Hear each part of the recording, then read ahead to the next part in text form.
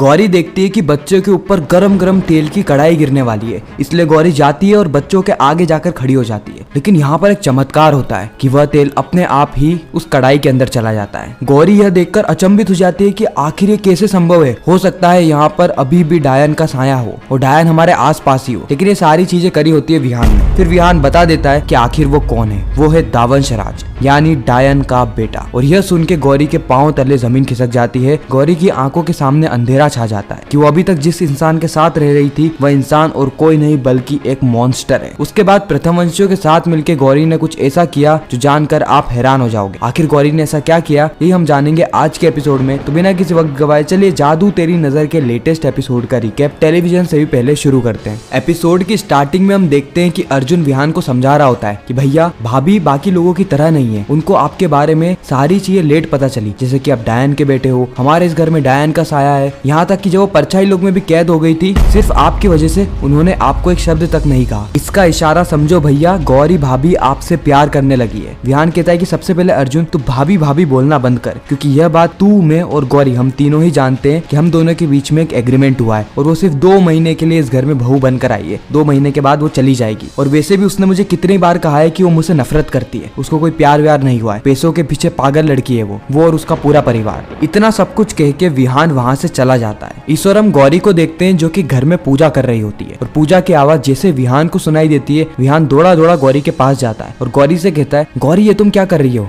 गौरी कहती है कि आपको दिखाई देना बंद हो गया क्या, मैं पूजा कर रही हूँ। विहान कहता है कि तुम पूजा भी करती हो, मैंने तो आज से पहले तुम्हें कभी पूजा करते हुए नहीं देखा। गौरी कहती है कि आज नवमी है, त्योहार का दिन, और इतना बड़ा परिवार होने के बाद भी कोई माता रानी की पूजा तक नहीं कर रहा, क्योंकि सभी लोग डरे हुए हैं। यह बात मुझे अच्छी नहीं लगी, इसलिए मैंने माता रानी की पूजा करने का निर्णय लिया। और ना सिर्फ मैं पूजा करने वाली हूँ बल्कि हमारा पूरा ही परिवार कन्याओं को भी जिमाने वाला है। विहान कहता है कि तुम्हें सही में लगता है कि पूरा परिवार आएगा, क्योंकि सभी लोग बहुत ज्यादा डरे हुए। गौरी कहती है कि विपेश जी आप इस गौरी को नहीं जानते, ये गौरी नामुमकिन को भी मुमकिन कर देती है। आप बस देखते जाइए कि आखिर ये गौरी क्या करती है। गौरी सबसे पहले राशमी के कमरे में जाती है और नॉक करके राशमी को बुलाती है। राशमी से कहती है कि चाची मुझे बड़ी जीजी ने बताया है कि आप ऐसे गोल गोल पूड़ियां बनाती है और आपकी पूड़ियां तो वर्ल्ड फेमस है। राशमी कहती है कि गौरी बड़ी जीजी ने ऐसा कहा, वैसे ही बड़ी जीजी मेरी तारीफ बहुत कम करती है, लेकिन मुझे तो पता है कि वह दिल की बहुत ज्यादा अच्छी है। गौरी कहती है कि आप पूड़ी नहीं बनाएंगी, क्योंकि मैंने तो आपकी पूड़ी अभी तक टेस्ट नहीं करी। राशमी कहती है क्यों नहीं बनाऊंगी, अभी जाती हूँ और अभी बनाती हूँ। गौरी कहती है चलो पहला विकेट तो डाउन हो गया। विहान ये सारी चीजें देख रहा होता है। फिर गौरी जाती है अगले कमरे में जो कि होता है दादी का कमरा। गौरी दादी से कहती है कि दादी आप पूजा में नहीं आ रही, 9 कन्या आने वाली है, हमें उन्हें जिमाना भी है। दादी कहती कि हमारे घर में पूजा हो रही है, लेकिन यहाँ पर तो कोई तैयारी नहीं दिख रही। गौरी कहती तैयारी क्यों नहीं हो रही, अभी मैंने चाची को देखा है कि वह इतनी बड़ी कढ़ाई में मस्त गोल गोल पुड़ियां तल रही है और आप किसे पीछे रह रही है। दादी कहती है ऐसा है, मैं अभी आती हूँ। गौरी कहती है चलो दूसरा विकेट भी डाउन, अब बारी है चाचा की। फिर गौरी जाती है चाचा के पास और चाचा से कहती है कि चाचा फूल वूल लेकर नहीं आए। अरे चाचा सभी लोग तैयारी कर रहे हैं पूजा की और आप पीछे कैसे हट सकते हैं, माता रानी का पुण्य आपको नहीं मिलेगा, फिर क्या पता डायन अगली बार आपको ही उठा के ले जाए। चाचा जी कहते हैं ऐसा कैसे हो सकता है, सभी लोग तैयारी कर रहे हैं तो मैं पीछे कैसे रह सकता हूँ, मैं अभी जाता हूँ और सारा तैयारी का सामान लेकर आता हूँ। गौरी कहती है चौथी विकेट भी डाउन और विहान ये सारी चीजें देख लेता है। विहान के दिल को अपने परिवार को खुश देखते हुए सुकून मिलता है। अगले ही सीन में हम देखते हैं कि गौरी वीना के कमरे में जाती है और गौरी जैसी वीना को आवाज लगाती है कि मम्मी जी बाहर आइए। वीना बाहर आती है और कहती है कि मेरी तबीयत खराब है लड़की, अगली बार मेरे गेट के बाहर मत आना और मुझे थोड़ी देर आराम करने देना। इतना कहकर वो गेट को लगा लेती है। गौरी शौक हो जाती है कि आखिर मम्मी जी मुझसे ऐसा बर्ताव क्यों कर रही है और पूजा के समय वो नहीं आ रही जो कि इन सब चीज में सबसे ज्यादा मानती है। गौरी को यहाँ पर डाउट होता है, लेकिन गौरी इस बात को इग्नोर कर देती है। इस और हम वीना को देखते हैं जो कि एक्चुअली में वीना नहीं बल्कि कामिनी है। कामिनी डायन कहती है कि बस 2 घंटे और, जैसे ये शुभ मुहूर्त खत्म होगा, ये पूजा पाठ खत्म होगी, उसके बाद अशुभ मुहूर्त शुरू होने वाला है और उस मुहूर्त में मेरा बेटा विहान हमेशा हमेशा के लिए दावंशराज बन जाएगा और उसके बाद उसे कोई भी दावंशराज से विहान नहीं बना सकता और हमारी जीत होगी, भले 25 साल बाद ही क्यों ना हो। अगले सीन में हम देखते हैं कि विहान अर्जुन के पास जाता है। वो अर्जुन से कहता है कि अर्जुन तू सही कह रहा था। अर्जुन कहता है कि भैया क्या कहा आपने। विहान कहता है कि मैं ये कह रहा हूँ कि तूने सही कहा। अर्जुन कहता है कि वाह भैया,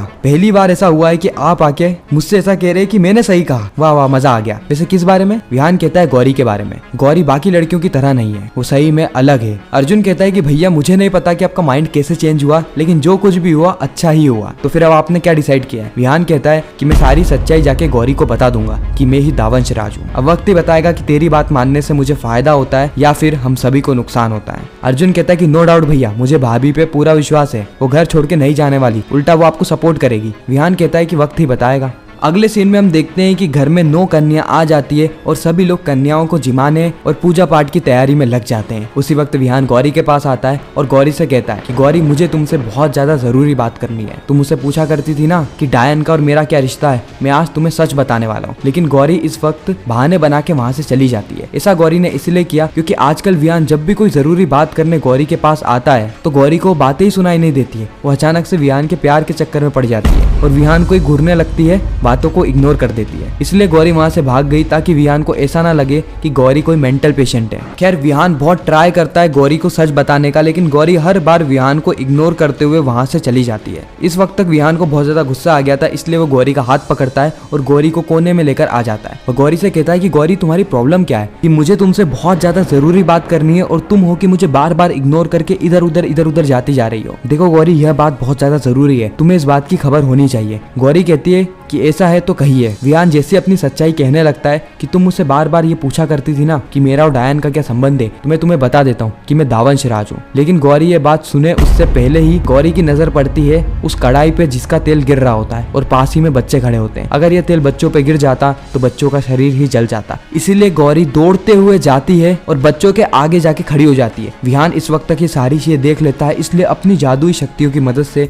उस तेल को वो हवा में ही रोक देता है और तेल को वापस से कढ़ाई के अंदर डाल देता है। गौरी यह महसूस करके शॉक हो जाती है कि आखिर तेल उसके ऊपर क्यों नहीं गिरा, क्योंकि उसने तो देखा था कि गरम गरम तेल गिरने ही वाला था। गौरी को समझ में आ जाता है कि यहाँ पर डायन का साया है, इसलिए वो सारे ही बच्चों को तुरंत ही घर भेज देती है और विहान से कहती है कि मुझे लग रहा है कि यहाँ पर डायन का साया है। विहान कहता है कि हो सकता है कि अच्छी डायन हो, तभी तो ये बच्चों को तेल से बचा रही है। गौरी कहती है ऐसा हो ही नहीं सकता, डायन कभी अच्छी हो सकती है क्या? अब आप इस गरम गरम तेल को ही ले लो, इसकी प्रवृत्ति क्या है? जलाना। चाहे आप इसमें हाथ डालो या फिर इसके ऊपर आप पूरी तरह, आखिर इसकी प्रवृत्ति तो जला रही है ना। यह सुन के विहान के पांव तले जमीन खिसक जाती है। वो समझ जाता है कि अगर उसने यह सच बता दिया कि वह भी डायन का ही बेटा है तो फिर गौरी इस सच को एक्सेप्ट नहीं करने वाली है। उसके बाद गौरी पूछती है कि आप मुझे कुछ बताने वाले थे ना। विहान उस बात को इग्नोर कर देता है, लेकिन अगले ही सीन में जब गौरी विहान से वापस से पूछने जाती है तो उस वक्त विहान बता देता है कि वह दावंशराज है, यानी डायन का अंश। और ना सिर्फ वो मुंह से कहता है बल्कि वो अपनी शक्तियों का इस्तेमाल करके ये बता भी देता है, जिससे कि गौरी के भी पांव तले जमीन खिसक जाती है। गौरी की भी आंखों के सामने अंधेरा छा जाता है। और इसी के साथ ये डरावना एपिसोड यहीं पर ही खत्म हो जाता है, इस सस्पेंस और ट्विस्ट के साथ कि आगे क्या होने वाला है। क्या गौरी को अपनी शक्तियों का एहसास हो जाएगा? क्या विहान अब पूरी तरीके से दावंशराज बन चुका है? क्या वो अपने ही परिवार को चोट पहुंचाएगा? आखिर दावंशराज बनने के पीछे उसका असली मकसद क्या है? आखिर कामिनी उससे करवाना क्या चाहती है? ये सारी चीजें हमें पता चलेगी जादू तेरी नजर के आने वाले एपिसोड में।